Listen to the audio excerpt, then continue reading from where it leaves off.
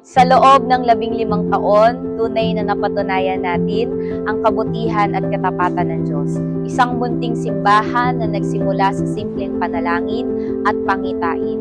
Ngayon ay isang buhay na ministeryo na patuloy na lumalago.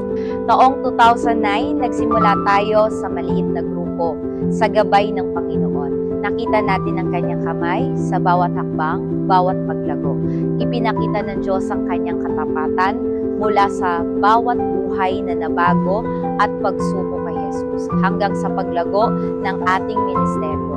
Hindi natin ito magagawa kung wala ang patuloy na gabay ng ating Panginoon. Ngayon, hindi lamang sa Santa Maria Bulacan tayo naglilingkod, kundi may 3 na tayong extension services sa barangay. Pulong Buhangin, Barangay Kaipungbo, at Barangay Puyo.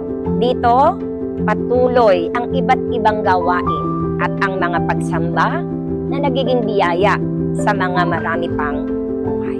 Sa loob ng mga nagdaang taon, nakita ko kung paano kumilos ang Diyos sa JIL Pulong Buhangin Extension Church. Patuloy sa paglago, hindi lamang sa dami, kundi sa pananampalataya ng bawat isa.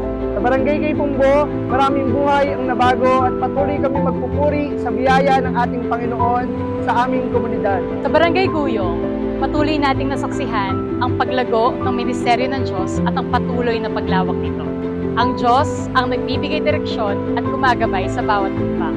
Sa loob ng 15 taon, nakita natin ang dakilang katapatan ng Diyos sa kanyang ministeryo. Tumaloy hanggang sa ating mga extension services.